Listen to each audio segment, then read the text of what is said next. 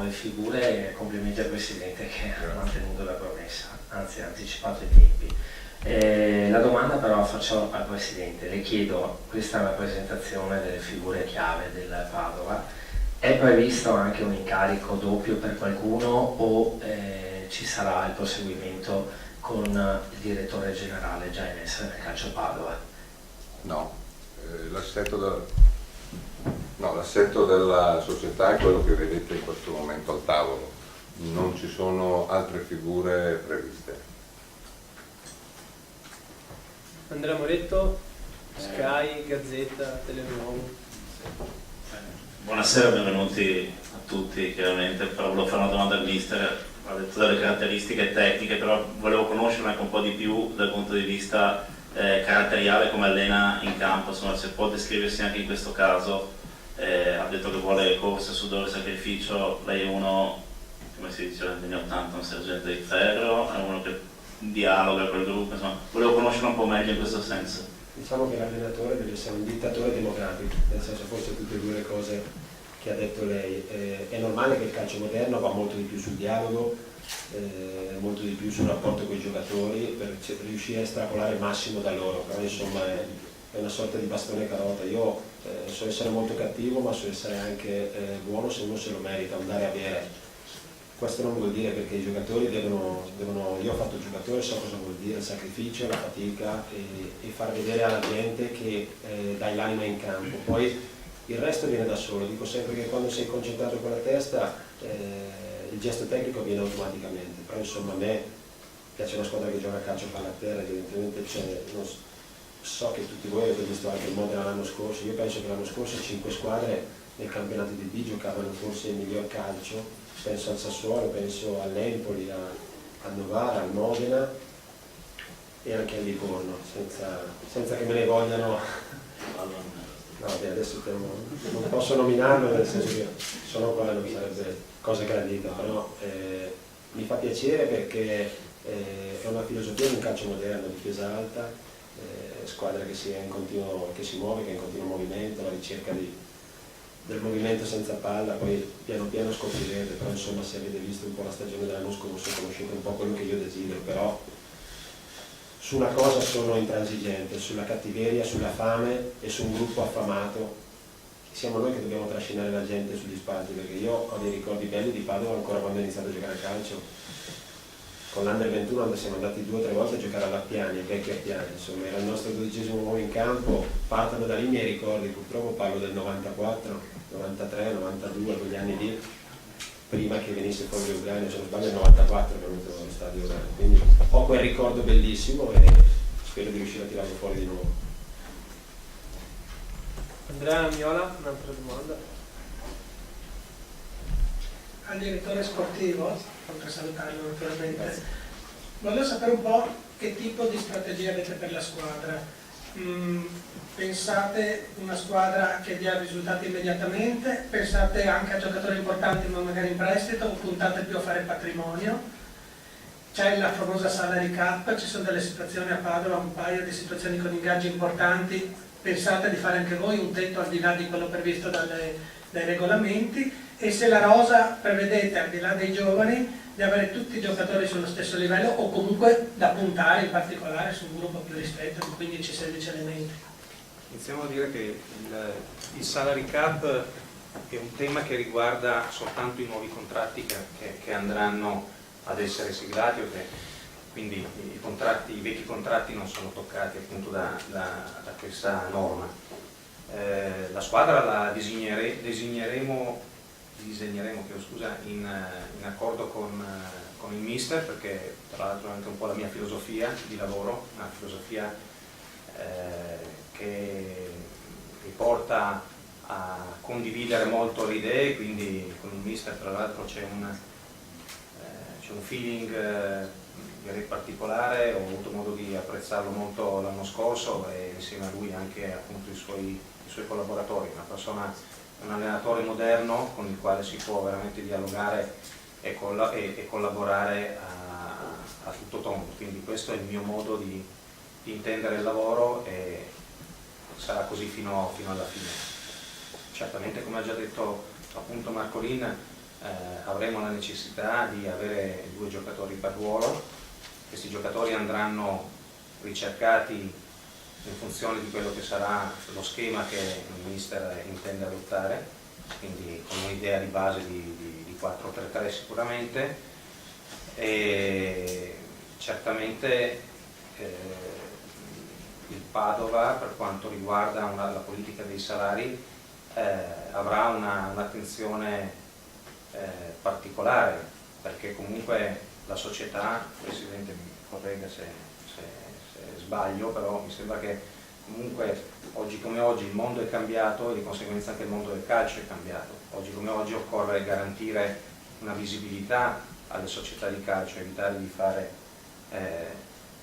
come dire, il passo più lungo della gamba. Quindi certamente abbiamo tutte le ambizioni del caso, ma altresì abbiamo la necessità, per il rispetto del Padova e dei suoi tifosi, di garantire una continuità. Quindi solo facendo le cose in maniera oculata sarà possibile centrare questo obiettivo. Quindi certamente un'attenzione, non voglio entrare nel merito di quello che è stato fatto prima, non mi interessa, sicuramente il Padova nuovo avrà un occhio di riguardo e anche qualcosa in più alla bontà tecnica, anzi certamente perseguirà l'obiettivo della bontà tecnica dei giocatori, ma sicuramente avrà un occhio di riguardo per la parte del bilancio. Dimitri Canello, Corriere del Veneto, Padova. Una domanda per Alessio, intanto benvenuti a tutti. Volevo chiedervi, ereditate una situazione difficile per quanto riguarda la tempistica, perché arrivate ovviamente con un po' di ritardo dovuto alla trattativa per la cessione societaria. C'è una base comunque su cui lavorare rispetto allo scorso anno. In queste settimane si è parlato in particolare anche di qualche trattativa in uscita che ereditate anche da questo buco nero di un mese Pistaldo. Volevo sapere un po' su 2 giocatori sotto contratto come Cutolo e come De Feudis, di cui spesso si è parlato in questi ultimi giorni, come intendete comportarvi, visto che mi pare di capire che ci siano per loro delle offerte e quindi si tratta di 2 giocatori sotto contratto. Ma innanzitutto l'anno scorso, quando sono arrivato a Modena, quando siamo arrivati a Modena, era il giorno 10 luglio se non sbaglio, quindi mi sono trovato di fronte a una situazione che forse era più complicata di quella che ho trovato qui, o forse semplicemente perché già avevo fatto l'abitudine l'anno scorso. Non sono preoccupato perché so di fare questo viaggio con a fianco dei compagni che la pensano esattamente come me. Certamente siamo consapevoli che il tempo non è moltissimo, però siamo tutte persone che hanno una profonda cultura del lavoro, che non si tirano indietro, che siamo abituati a lavorare, non voglio dire 24 ore su 24, ma poco ci manca. Quindi non ci spaventiamo, perché sappiamo che veramente questo viaggio lo facciamo insieme e ci aiuteremo gli uni con gli altri. Per quanto riguarda nella fattispecie i due nostri tesserati,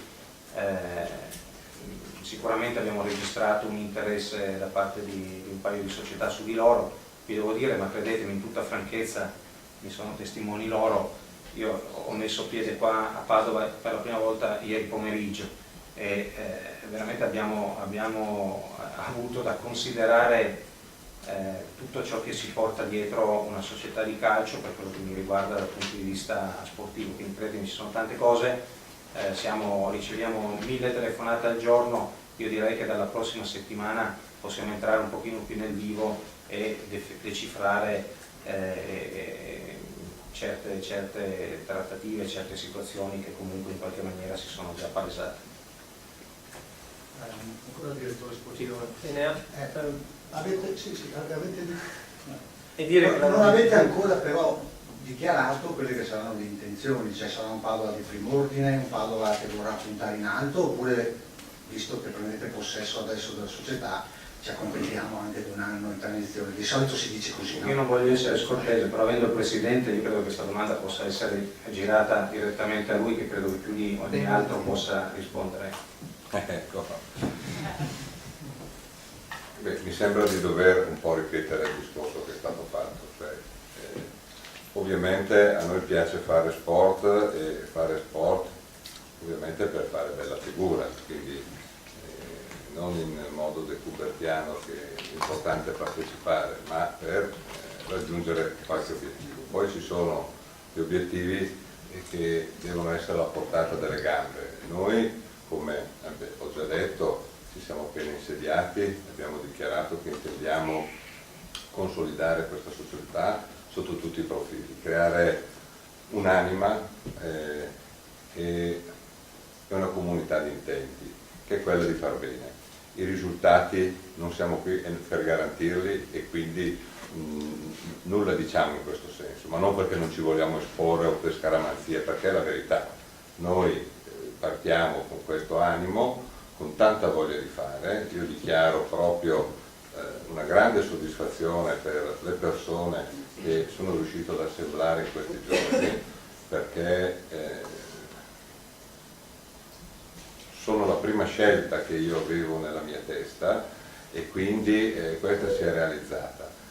Abbiamo avuto subito un allineamento sui concetti base e questo ha fatto sì che le cose andassero a chiudersi in modo molto rapido e veramente in modo molto fair. Non c'è stato bisogno di nulla e abbiamo chiuso con una stretta di mano le nostre cose.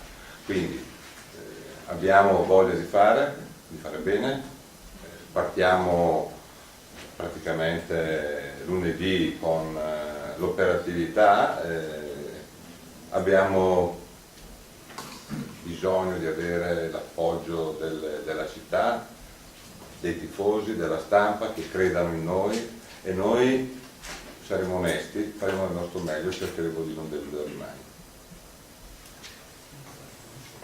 Prego. Mister, io l'anno scorso ho visto Cittadella Modena e quella è stata una delle più belle partite che il Modena potesse giocare. Ecco dove ci siamo visti adesso. Sì.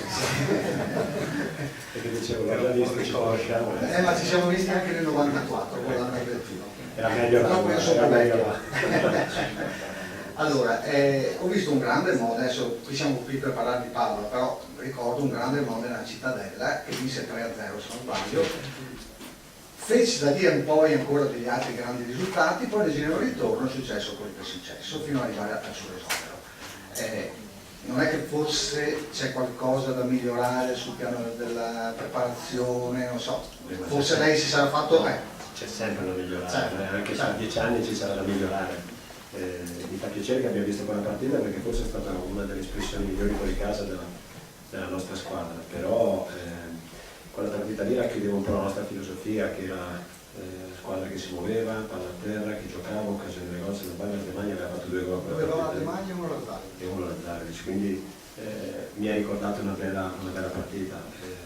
C'è sempre da migliorare, come diceva il Presidente, noi abbiamo un entusiasmo incredibile, vogliamo fare un grande campionato, una bella stagione e metteremo il massimo impegno che abbiamo.